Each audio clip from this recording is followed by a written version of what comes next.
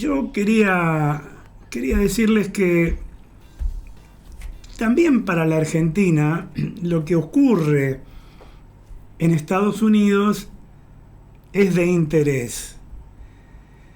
Pero me quiero referir en mi editorial de hoy a las viejas relaciones carnales. Es un enorme error pensar que en víspera de elecciones lo que está sucediendo hoy mismo en Estados Unidos, tanto los candidatos Harris como Trump estén pensando en la posición de Argentina respecto del bloqueo a Cuba. Miren, la política exterior que quiere el presidente Milei se basa, como en los tiempos de el canciller Guido Di Tella, y las famosas relaciones carnales en yo diría, una sobreactuación servil del alineamiento con Washington. Pero la verdad que es absurdo pensar que Washington premia el seguidismo servil en estas votaciones. En realidad, en absoluto. Si los países más íntimos de Washington votaran contra el embargo a Cuba, igual que el 99% restante de los países del mundo, y yo me pregunto por qué sería un error el voto que motivó la expulsión de Diana Mondino. Miren, Menem tenía una razón inconfesable para sobreactuar obsecuencia con Washington.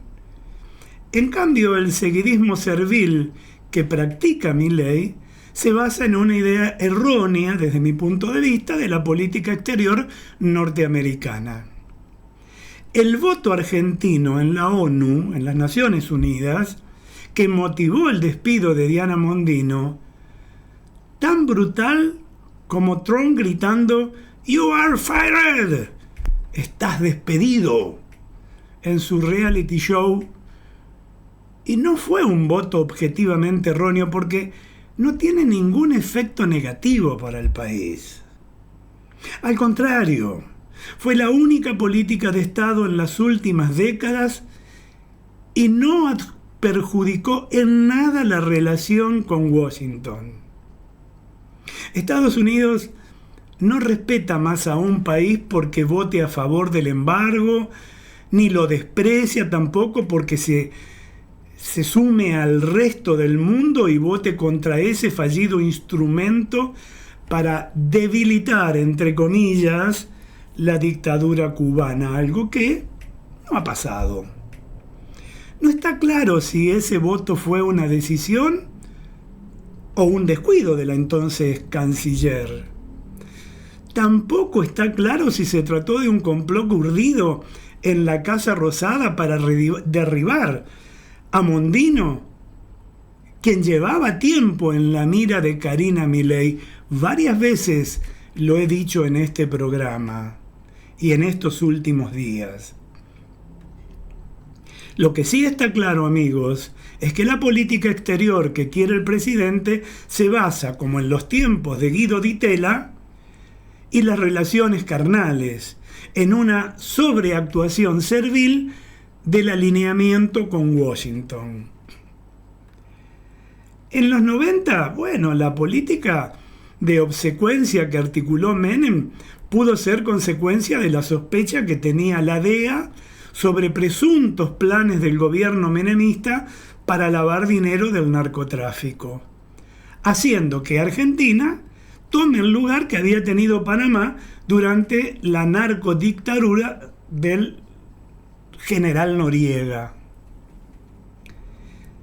Y según esta hipótesis, Menem sobreactuó porque yo creo sería obligado a eso.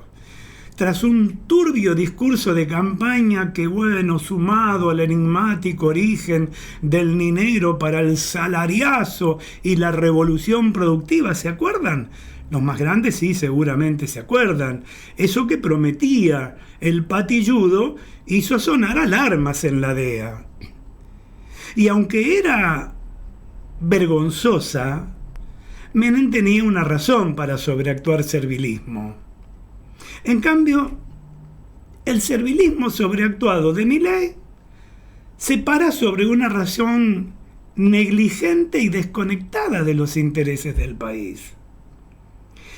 Porque, miren, salvo Estados Unidos e Israel, el resto de las democracias capitalistas del mundo votaron contra el embargo.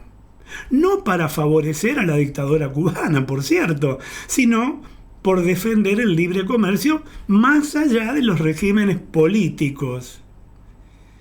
Y por esa misma razón, Washington mantiene relaciones societarias con muchas dictaduras.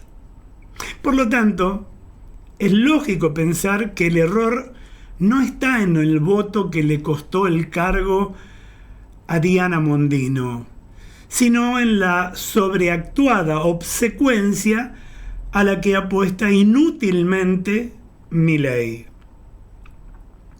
Washington tiene una razón para aplicar el embargo, una razón puramente norteamericana: la estatización y confiscación forzosa de empresas y de propiedades que ciudadanos estadounidenses tenían en Cuba. Claro, es así.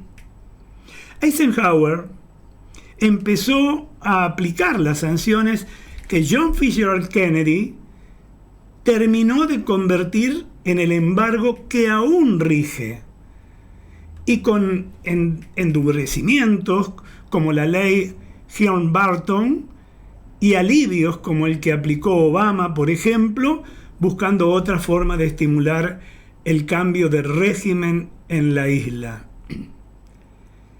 Israel, sin embargo, tiene una razón en su enemistad. Los miles de efectivos que envió Fidel Castro a la guerra contra los israelíes, que en el año 1973 las lanzaron Egipto y Siria con apoyo saudita y marroquí. Miles de soldados y oficiales cubanos combatieron contra Israel en las alturas del Golán durante la guerra del Yom Kippur.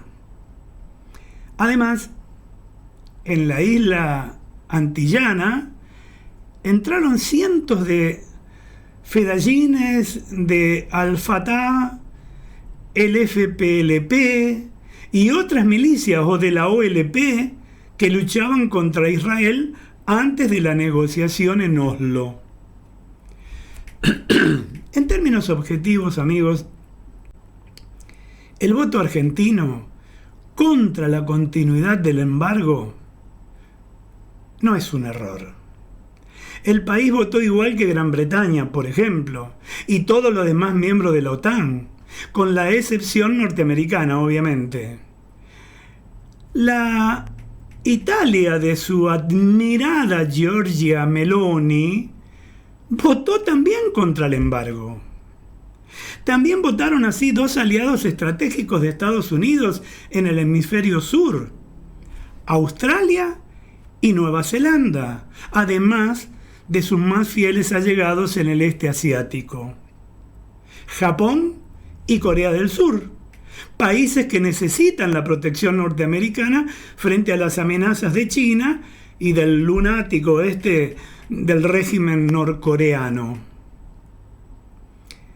Si esos países tan íntimos de Washington, por cierto, votaron contra el embargo a Cuba, igual que el 99% restante de los países del mundo, y bueno, cabe una pregunta: ¿por qué sería un error el voto que motivó la expulsión de Diana Mondino?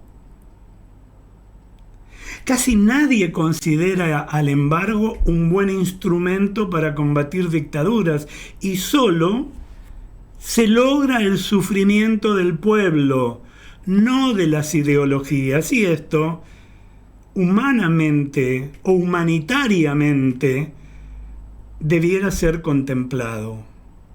El propio Milei busca comerciar y llevarse bien con los regímenes autoritarios, por ejemplo, como el chino, y teocracias aliadas de Washington, como la saudí. Lo comentamos ayer en este mismo programa. Es absurdo pensar que Washington premia el seguidismo servil en estas votaciones. En absoluto pasa eso. Si no, miren, los británicos y el resto de los europeos que integran la OTAN, además de Canadá, de Japón, de Corea del Sur, de Australia y Nueva Zelanda, no habrían votado de ese modo, contra un embargo que lleva más de 60 años demostrándose inútil para debilitar el castrismo. Reitero lo que acabo de decir. Desde un primer momento, lo del cambio de canciller fue una muy mala operación de Karina Milei, el jefe, como le llama el presidente, que venía desgastando, esmerilando, como le dicen ahora, a la muy eficaz Diana Mondino, que ya volvió a ser docente de la Universidad del SEMA, prestigiosa economista con varios títulos en su haber. Tal parece, en algunas cuestiones los libertarios contradicen las ideas de libertad y fundamentalmente del libre pensamiento. Y en esta ocasión creo que perdió Milei y ganó Mondino al alejarse de este gabinete que se va convirtiendo en la propia casta que vino a combatir y que ahora inicia, vía el nuevo canciller Weinstein, una caza de brujas en la propia Cancillería. ¿Y cuál es la libertad que pregona el presidente?